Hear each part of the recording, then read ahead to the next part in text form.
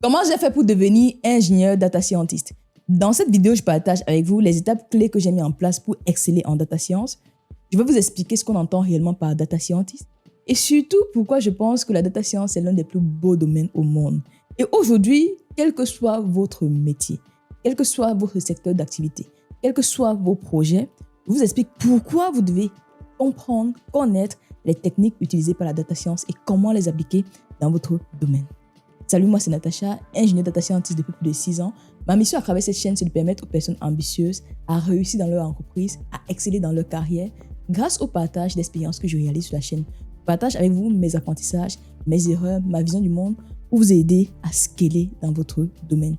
Si ce sont les thématiques qui vous intéressent, n'hésitez pas, abonnez-vous parce que c'est comme ça qu'on va créer ensemble la plus belle communauté de personnes qui veulent voir changer ce monde.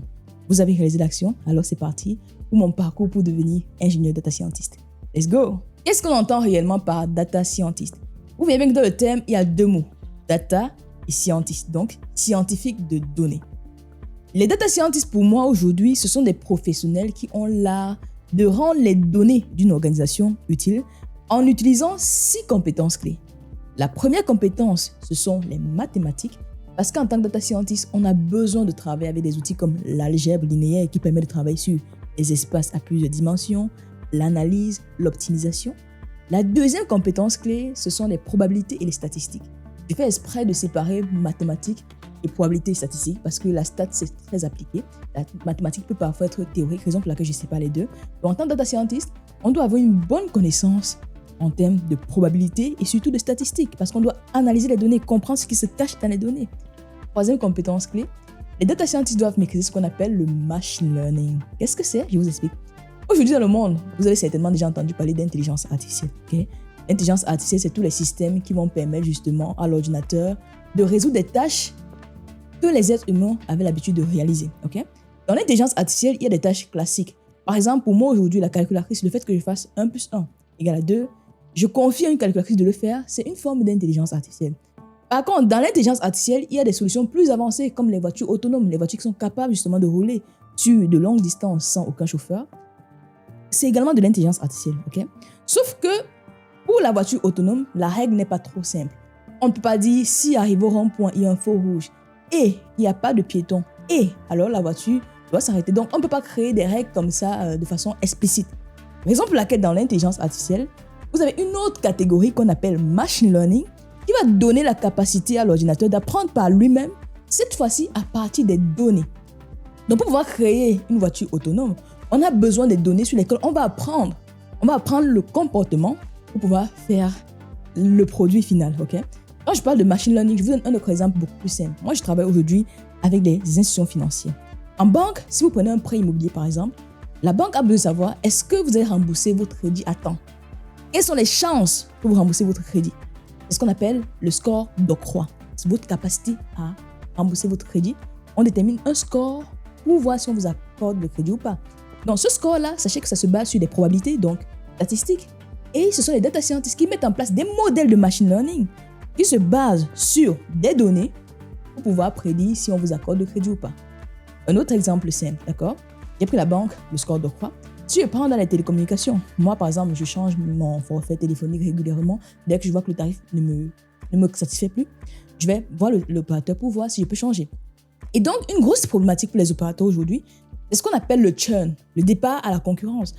Une fois qu'on voit que l'offre n'est plus pertinente, on a envie d'aller chez Bouygues, on a envie d'aller chez Orange, donc on veut aller à la concurrence. Donc, ces organismes ont besoin de déterminer des modèles mathématiques qui identifient quelles sont les probabilités où vous allez aller à la concurrence. Vous allez churner, vous allez aller à la concurrence. Et tout ça, ça passe par des probabilités. Tout ça, ça passe sur des données du passé pour construire des outils robustes qui vont justement apprendre à partir des exemples. C'est ce qu'on appelle le machine learning. Un autre exemple de machine learning, okay, je suis une entreprise, j'ai envie de lancer un nouveau produit, d'accord? Quand je lance un nouveau produit, j'ai besoin de savoir à qui je dois proposer ce service, à qui je dois proposer mon produit. Donc, je vais développer ce qu'on appelle les scores d'appétence. Quels sont les clients qui sont les plus susceptibles de souscrire au produit, de souscrire au service? C'est ça le score d'appétence. Donc, il y a encore des questions de probabilité. On se base sur des données pour pouvoir faire cette prédiction. Ça, c'est ce qu'on appelle le machine learning. Donc, dans le machine learning, vous avez des modèles. Comment j'arrive à mettre en place un modèle qui permet de prédire le prix d'un bien immobilier? à partir des caractéristiques d'une maison, je suis capable de développer des solutions mathématiques qui me disent quel sera le prix du bien immobilier. C'est du machine learning. Tu veux mettre en place un modèle qui permet de prédire le PIB d'un pays. C'est du machine learning. Ok? Donc vous comprenez que le machine learning, c'est une sous-catégorie d'intelligence artificielle dans laquelle, en fait, on va se baser sur les données pour pouvoir prédire, apprendre des règles et faire des prédictions ou des classifications de façon globale. D'accord? Et cette compétence-là, les data scientists l'ont et peuvent mettre en place cela dans des entreprises. Regardez par exemple sur YouTube. Vous êtes sur YouTube pour me suivre. Il y a l'algorithme de recommandation. YouTube a besoin de savoir quelles sont les vidéos que vous allez aimer après celle-ci. Il y a des algos de recommandation derrière qui vous recommandent la prochaine vidéo. Sachez que c'est du machine learning parce que ça se base sur les données. D'accord? Donc vous avez compris ce qu'on appelle machine learning. C'est une sous-catégorie d'intelligence artificielle qui va se baser sur des règles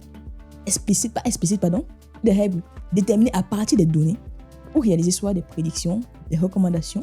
Je crée un algorithme qui permet de détecter des images. On appelle ça du machine learning parce qu'on va utiliser des données pour pouvoir réaliser cela. D'accord? Data scientist donc a cette compétence-là. C'est la troisième compétence clé que nous devons avoir parce que c'est ce qu'on va souvent mettre en place auprès des entreprises, auprès de nos clients si on est freelance. La quatrième compétence, c'est ce qu'on appelle la programmation. Parce que si tu veux mettre en place des outils avancés pour faire des laboratoires autonomes, tu veux mettre en place des modèles qui permettent de prédire si vous allez rembourser vos crédits ou pas, tu veux mettre en place un modèle qui va déterminer si vous allez à la concurrence ou pas, j'ai besoin d'avoir des outils informatiques, j'ai besoin de coder. Raison pour laquelle, en tant que data scientist, j'ai besoin d'avoir cette capacité en programmation-là. Et quand je parle de programmation, je ne vous parle pas de coder en Python ou en R. Ce n'est pas tant le langage. Une personne qui excelle en data science a besoin de comprendre l'intuition, a besoin d'avoir la capacité de raisonner. C'est ce qu'on appelle l'algorithmique en langage technique. Et c'est ça. Grâce à l'algorithmique, moi, je peux coder en Python, je peux coder en R, je peux coder en C++, je peux coder en Java, je peux coder en SAS, je peux coder, bref, en VBA, je peux coder en MATLAB, quel que soit l'outil qu'on me donne aujourd'hui, parce que je suis data scientist, j'ai cette capacité-là de m'adapter et proposer des solutions technologiques pour aider l'entreprise à évoluer. D'accord? Ça, c'est ma quatrième compétence. La cinquième compétence clé qu'on a en tant que data scientist, c'est la capacité à comprendre un business. Tout à l'heure, quand je vous parlais du machine learning, j'ai pris plusieurs exemples. J'ai pris le cas de la banque qui veut mettre en place un score pour voir si on vous accorde le crédit. J'ai pris le cas d'une entreprise de télécommunications qui veut détecter les clients qui vont aller à la concurrence. J'ai pris le cas d'une entreprise marketing qui veut déterminer à qui on doit offrir l'offre. On parle dans la santé, est-ce qu'il y a un cancer sur une radio? Ça, ce sont les travaux des data scientists. Donc, pour pouvoir faire ça, en fait, des amis, on a besoin de comprendre le business. Parce que la data science, dans le secteur de la finance comme moi, il faut adapter au secteur de l'industrie pour pouvoir détecter les pièces qui vont être défectueuses. Il faut adapter cela au secteur des télécommunications pour déterminer le churn et ne pas la concurrence. Il faut adapter cela au secteur du marketing pour identifier les clients qui sont appétents à l'offre, qui vont souscrire à l'offre. Donc, on a besoin d'avoir cette compétence métier parce que lorsqu'on développe nos outils, il faut avoir la partie métier pour que l'outil arrive à apporter de la valeur. Raison pour laquelle, quel que soit le data scientist que vous voyez, une personne data scientist qui excelle, à cette partie métier-là. Moi, aujourd'hui, mon métier aujourd'hui, c'est la banque. J'ai travaillé en finance, donc j'accompagne les institutions financières pour exceller grâce à la data et l'intelligence artificielle parce que je maîtrise le secteur financier, vous voyez. Et ensuite, la partie business, la sixième compétence clé sur laquelle les data scientists doivent également exceller, c'est la partie communication. Donc, vous l'avez constaté, c'est un métier qui est très technique. Il y a les mathématiques, il y a les statistiques, il y a les probabilités, il y a le machine learning, il y a la programmation. Donc, c'est très technique. Et on a besoin dans des projets d'embarquer d'autres équipes non techniques, les équipes métiers qui vont utiliser nos solutions, les marketeurs qui vont utiliser pour pouvoir cibler la clientèle. Donc, on a besoin d'embarquer ces personnes-là. Raison pour laquelle, en tant que data scientist, je dois avoir la capacité de communiquer, de vulgariser. Raison pour laquelle j'ai lancé ma chaîne YouTube pour améliorer ma capacité à partager une vision et à convaincre. Et ça, c'est une compétence essentielle lorsqu'on est data scientist. D'accord? Donc, vous voyez bien que la data science, c'est l'art de rendre les données d'une organisation utile. Et comment est-ce qu'on rend les données d'une organisation utile? On peut mettre en place ce qu'on appelle les analyses statistiques. Je veux comprendre comment se comportent mes clients. Un exemple simple. On a lancé un nouveau vaccin. On a besoin de savoir est-ce que le vaccin qu'on a lancé, il est efficace ou pas. Les data scientists ou encore les biostatisticiens dans le domaine de la santé vont identifier, mettre en place des analyses pour voir si le test sur le vaccin qu'on met sur le marché est plus efficace que l'ancien vaccin? Ou alors, est-ce que le vaccin est réellement efficace? On va mettre en place des tests statistiques, mathématiques pour regarder cela. Donc, vous comprenez bien que la data science est au cœur de l'économie parce que ça s'applique à tous les secteurs d'activité. D'accord? Maintenant que j'ai dit ça, comment moi j'ai fait pour réussir à devenir data scientist? Quel était mon parcours? Comment j'ai connu ce métier-là? Il faut savoir que ce métier, quand j'étais plus jeune, je ne rêvais pas d'être data scientist. Je ne rêvais même pas d'être... Moi, mon rêve, entre guillemets, quand j'étais en classe de première terminale, c'était de devenir ingénieur informaticien. Bon, c'est très vaste. Aujourd'hui, je comprends que ingénieur en informatique, c'est très vaste, ça ne veut rien dire. Mais c'était ça mon rêve. Et pour devenir ingénieur en informatique, moi, je voulais faire Polytechnique de Yaoundé. C'est l'une des écoles prestigieuses en matière d'ingénierie au Cameroun. Donc, c'est ce que je visais. Donc, quand j'étais en première terminale, je visais intégrer Polytechnique. Sauf que je fais mon baccalauréat en 2012, baccalauréat scientifique, mathématiques, physique. Et je fais le concours de Polytechnique. Malheureusement, je ne fais pas partie des 200 personnes qui ont été sélectionnées. Donc, c'est un concours qui est très sélectif. Il y avait 10 000 candidats, il me semble. Et à la fin, on prenait 200. Donc, je ne faisais pas partie de ces 200 personnes-là. Donc, j'ai dû revoir mes plans. Okay? J'ai dû revoir mes plans. J'ai plutôt intégré ce qu'on appelle au Cameroun les classes scientifiques spéciales. En gros, c'est une année où, en fait, on vous forme pour intégrer les plus grosses écoles d'ingénieurs du Cameroun, en fait. Vraiment, l'année, ce n'est pas une année universitaire. Donc, après mon bac, je n'ai pas fait d'année université, je ne suis pas allé à l'université. J'ai fait une année, ce n'est pas un bac plus 1, c'est juste un bac plus. C'est juste un bac. Ensuite, je pars dans une classe préparatoire pour me former à fond sur des concours d'ingénieurs. Ce n'est pas comme ici en France où vous avez des classes préparatoires où on vous forme en 2 ans pour intégrer les écoles d'ingénieurs et vous avez un bac plus 2. Donc, les classes scientifiques, c'est un bac plus 0, on m'a dit, une année préparatoire à l'entrée des grandes écoles. Okay? Par exemple, quand vous êtes parmi les meilleurs classes scientifiques, vous pouvez intégrer naturellement les écoles normales supérieures. C'était le cas en 2012 quand j'ai intégré les classes scientifiques. Je ne sais pas si c'est le cas toujours aujourd'hui. Donc, pendant cette année-là, il y a une de mes amies qui voulait vraiment faire l'ICA. Elle parlait énormément de l'ICA. Moi, je ne savais pas ce que c'était en vrai. Donc, moi, je voulais faire ingénieur informatique. Mon rêve à moi, c'était de faire justement cette classe scientifique et intégrer Polytechnique. Donc, je découvre justement ce qu'on appelle l'ICA, l'Institut sous-régional de statistique et d'économie appliquée au Cameroun. Je découvre cette école. C'est une école justement, déjà premier point, il y a la bourse. Au Cameroun, c'est très rare d'avoir des écoles avec la bourse. Est-ce que je dis à l'ICA, il y a encore la bourse? Je pense qu'il y a un sujet là-dessus. Dites-moi en commentaire si vous avez l'information. Mais en 2012, quand je faisais l'ICA, il y avait la bourse en fait. On avait une bourse de 1 400 000 la première année pour achat d'ordinateurs et le fonctionnement. Et les autres années, c'était 600 000 chaque année, d'accord? Premier critère, il y avait la bourse. Je ne payais pas la scolarité. Deuxième point, l'ICA, c'est une école où on forme les statisticiens de la sous-région Afrique centrale. Donc, il y avait les statistiques. Moi, j'aime beaucoup les mathématiques. J'ai toujours aimé les mathématiques quand j'étais au lycée. Donc, j'aimais beaucoup les mathématiques. Je me suis dit, ah tiens, c'est une belle école. En plus, on programmait. Et dans mon parcours, j'aimais un peu moins la physique. Donc, j'aimais un peu moins la science physique. Alors qu'en Polytechnique, on faisait sciences physiques. Raison pour laquelle je me suis focus vraiment à 100%. J'ai réussi à réussir le concours de l'ICA. J'ai réussi à faire le concours de l'ICA en travaillant vraiment beaucoup. Et donc, c'est comme ça que je découvre l'école. Je découvre un nouveau métier, le métier de statisticien. Déjà, je n'arrive même pas à prononcer ce mot. Statisticien, qu'est-ce que ça veut dire? Donc, je découvre le métier de statisticien et j'arrive à l'ICA. L'ICA, c'est une belle école dans le sens où, en termes de carrière, premièrement, quand vous intégrez l'ICA, vous pouvez être fonctionnaire ou alors vous pouvez travailler dans des organismes internationaux, vous pouvez intégrer le secteur privé. C'est un domaine qui est très recherché et c'est de niche. Sur un concours où il y avait 100 Camerounais, on a pris 15 mon année. Vous voyez, c'est accès sélectif aussi. Et comment dire? Pendant mes études à l'ICA, je découvre justement le métier de data scientist. Donc, data scientist, c'est en gros une espèce de statisticien qui, en plus, a des compétences en informatique. Okay? Et l'ICA avait des partenariats avec des écoles en France, notamment l'ENSAI, l'École nationale de la statistique et de l'analyse de l'information, et l'ENSAI Paris Tech. Moi, j'ai intégré l'ENSAI, qui est une école où on avait justement la partie statistique, la partie informatique. Et surtout, quand j'étais à l'ICA, j'ai fait un stage à Afriland First Bank, à la direction des risques. J'ai découvert un peu le monde bancaire que je ne connaissais pas avant. J'ai fait 2 stages là-bas. Franchement, j'ai beaucoup aimé les thématiques sur lesquelles je travaillais. J'ai vu à quel point le risque est au cœur de la banque. Donc, en gros, la banque, elle octroie le crédit. C'est très risqué. Vous avez les chances de ne pas rembourser. Et comme la banque, c'est vraiment le pilier de l'économie, dans la gestion des risques, il y a beaucoup d'analyses statistiques. Donc, je me suis dit, dans cette équipe-là, je m'éclatais. J'ai décidé d'aller à l'ENSAI à Rennes. Donc, j'arrive en France parce qu'à l'ENSAI, on a statistique, on a l'informatique, on a la gestion des risques bancaires. Donc, je fais naturellement cette filière-là. Je fais des stages uniquement en banque. Vraiment, je suis un produit bancaire. J'ai fait tous mes stages en banque, toutes mes expériences en banque, tous mes clients sont des banques. Donc, c'est un peu ça qui explique ce parcours-là, vous voyez. Donc, j'arrive à l'ENSAI, j'approfondis mes compétences en informatique J'approfondis mes compétences en statistique. J'approfondis mes compétences surtout en machine learning. Rappelez-vous, les compétences machine learning. Et je comprends le métier bancaire. Je fais ma première expérience professionnelle. Ça se passe très bien et suis intégré dans les équipes après mon stage. Donc voilà comment moi j'ai réussi à devenir data scientist. Vous voyez qu'à la base, je ne rêvais même pas de devenir data scientist. À la base, je ne connaissais même pas ce métier. Et c'est un métier qui n'est pas très connu.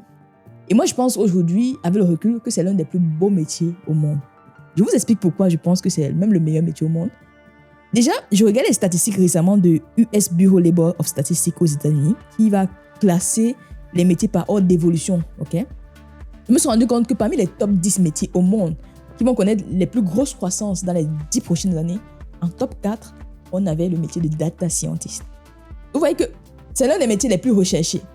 Et moi, ma philosophie de vie, c'est que lorsqu'on vient d'un milieu modeste, on ne doit pas faire des métiers qui n'ont pas de marché. Ça, c'est ma philosophie et je crois à fond à cela. Vous ne devez pas faire des métiers passion. Vous devez faire des métiers où il y a la demande. Votre passion, vous pouvez le faire les week-ends, les soirées et sans gagner de l'argent. Mais par contre, trouvez un métier qui est un peu à l'intersection entre passion et argent. Demandez-vous quel est le marché.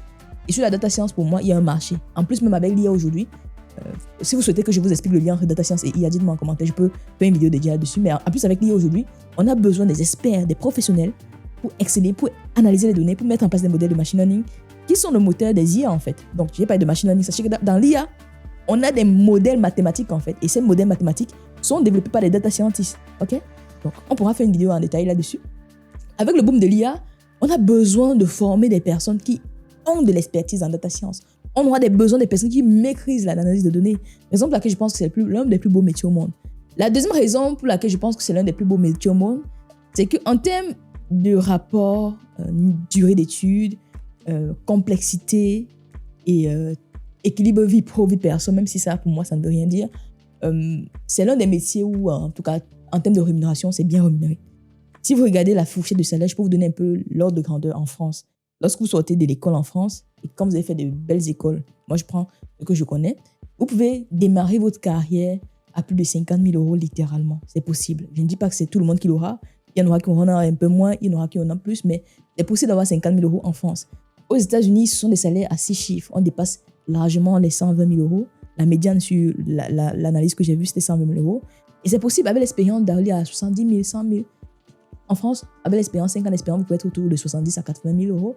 Et aux États-Unis, ça va à 200 000, 600 000 euros. C'est vraiment possible. Dollars, pardon. Aux États-Unis, c'est 200 000, 600 000 dollars. C'est vraiment possible d'avoir ce type de rémunération lorsqu'on a un profil data science. Okay? Donc, c'est l'un des métiers qui est très bien rémunéré par rapport au nombre d'années d'études, par rapport aussi à la complexité et à la recherche. Donc, vous voyez, c'est recherché. Et la troisième raison pour laquelle je pense que c'est le plus beau métier au monde, c'est que c'est l'un des domaines qui est applicable partout. Que ce soit dans la santé, on a besoin de data scientists, notamment pour créer des IA qui vont détecter si un cancer sur une radio, on a besoin de data scientists.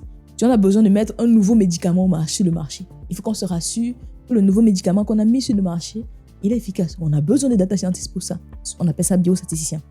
Si on a besoin de sensibiliser, de faire des préventions sur le diabète, de faire des préventions sur la nutrition, on a besoin de data scientists pour pouvoir analyser justement est-ce qu'il y a des diabètes sur une partie de la diète, mettre en place des programmes. On a besoin de data scientists.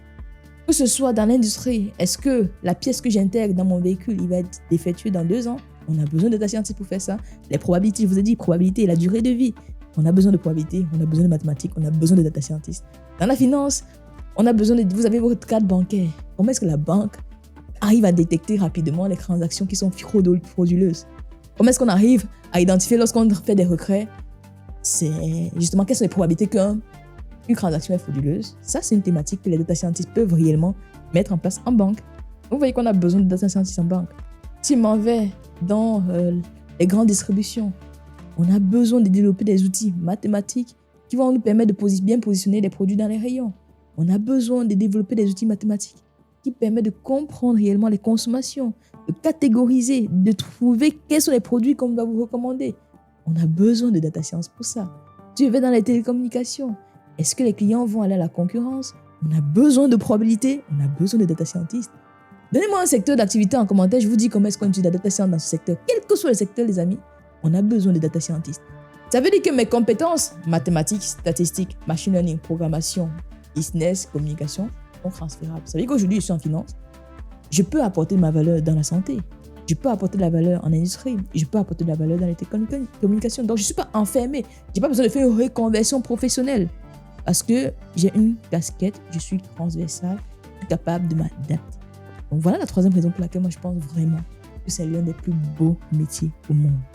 Et la quatrième raison qui n'est pas les moindres, c'est que c'est au cœur de l'économie aussi. Regardez bien autour de vous. Les entreprises qui ont vraiment du succès sont des entreprises qui ont compris leurs données. Parce que si vous souhaitez avoir une entreprise qui a de l'impact, vous devez comprendre le besoin de vos clients. Vous allez voir, partout on prend vos données en fait. Parce qu'on a compris que c'est le nerf de la guerre. Les plus grosses entreprises, Google, Meta, Apple, ces entreprises ont vos données. C'est la clé. Les entreprises qui veulent scaler en 2025, 2026, 2027, peu importe, ont besoin d'avoir vos données et surtout de les comprendre. Parce que si on veut comprendre, on est capable de proposer le produit que vous allez consommer. On peut mettre en place des offres que vous comprenez. Et ça passe la data science. En banque, on a besoin de gérer le risque. Regardez la crise financière de 2008, Lehman Brothers. On a besoin de gérer ces crises-là. Et on a besoin de profils quant. On appelle ça en banque les quants, les analystes quantitatifs en fait. On a besoin de ces profils-là, que ce soit en marché, en risque de crédit. On a besoin de data scientists pour exceller dessus. Vous voyez que c'est au cœur du réacteur de la plupart des business parce que la donnée, c'est au cœur. Et donc, voilà les 4 raisons pour lesquelles moi je pense que c'est le plus beau métier au monde. Et je vous le recommande. Et maintenant, pour terminer, pourquoi, quel que soit votre secteur d'activité, vous devez intégrer les réflexes de data scientist? Je pense que vous l'avez compris. Vous avez compris que la donnée est au cœur de l'économie. Si vous faites un business sans comprendre vos données, les amis, votre entreprise ne va pas scaler. Si aujourd'hui vous me suivez, vous voulez créer de l'entreprise, l'IA, la data, mettez ça au cœur. Pilotez, même sur YouTube, moi je pilote avec de la donnée. Par exemple, quand je fais des titres, je fais toujours 3 titres. Je demande quel est le titre qui aura le plus grand taux de clics. C'est déjà de la data science, ça. C'est déjà l'analyse de données. Ok? Donc, quel que soit ce que vous faites, on a besoin de ça. Donc, apprenez vraiment à analyser les données. Ça va vous permettre d'avoir une longueur d'avance. Ça va vous permettre d'avoir une bonne vision. Et surtout, quand je parle d'analyse de données, je parle aussi de l'IA, l'intelligence artificielle. Je pourrais faire une vidéo là détaillée plus précise sur la partie IA. J'ai parlé de la partie data. Sachez qu'on ne peut pas faire d'intelligence artificielle comme ChatGPT sans données. Et quand on fait des intelligences artificielles, on a besoin de les analyser. Quand on fait de l'intelligence artificielle, on a besoin de développer des modèles de machine learning qu'on va intégrer, un peu comme le cœur du réacteur, qui va permettre de faire fonctionner les intelligences artificielles. Donc, pour ceux et celles qui voulaient savoir c'est quoi la data science, voilà la vidéo où je partage comment moi j'ai fait pour pouvoir réussir dans ce domaine, comment moi j'ai fait pour intégrer le domaine. Vous avez vu que ce n'est pas un rêve d'enfant, c'est vraiment un concours de circonstances. Il y a des amis qui en parlaient, je me suis intéressée au sujet, j'ai découvert le monde, j'ai cette fascination, j'aimais bien les maths, j'aimais bien l'informatique, j'aime bien parler, et j'aime aussi l'économie. Il faut savoir que les data scientists aussi, ceux qui ont fait mon parcours, ont une connaissance en économie. Et quand vous comprenez l'économie, il y a ce qu'on appelle l'économétrie. Il y a la science qui permet de mesurer les grandeurs économiques. Et tout ça, on utilise des techniques, data science, statistiques, machine learning. Donc, partagez cette vidéo, les amis, à toutes les personnes qui veulent comprendre ce que c'est. Et si vous avez des questions sur le métier, mettez-les en commentaire. Je réponds à toutes vos questions. Donc, c'est une vidéo où je vais répondre à vos questions sur le métier. Data science, qu'est-ce que c'est? Comment vous pouvez l'intégrer dans votre métier? Dites-le moi en commentaire. Comment vous pouvez l'intégrer dans votre équipe? En quoi ça consiste? Partagez vos questions en commentaire. Et ce sera bien un plaisir que je ferai une vidéo détaillée pour vous expliquer réellement ce que je fais. Et la semaine prochaine, on parlera de freelancing. Aujourd'hui, je suis data scientist, analyste quantitatif et je suis freelance. Ça veut dire que je suis indépendante. Je vous explique comment j'ai fait pour pouvoir devenir indépendante demain. Donc, abonnez-vous pour ne pas manquer cette vidéo. Vous likez, vous commentez, vous partagez. Et surtout, si vous souhaitez savoir pourquoi est-ce que je pense que lorsqu'on a un profil tech comme moi, on doit absolument développer ce qu'on appelle un personal brand, une image de marque forte. On doit avoir une chaîne YouTube, on doit avoir un podcast pour pouvoir scaler à l'infini. Je vous invite à regarder la vidéo qui s'affiche juste là. Les amis, likez comme d'habitude. Vous commentez, vous partagez, vous faites tout ce que vous voulez, mais surtout, prenez bien soin de vous parce que vous le méritez. Et on se donne rendez-vous demain pour la suite de ce magnifique challenge. Alors, let's go!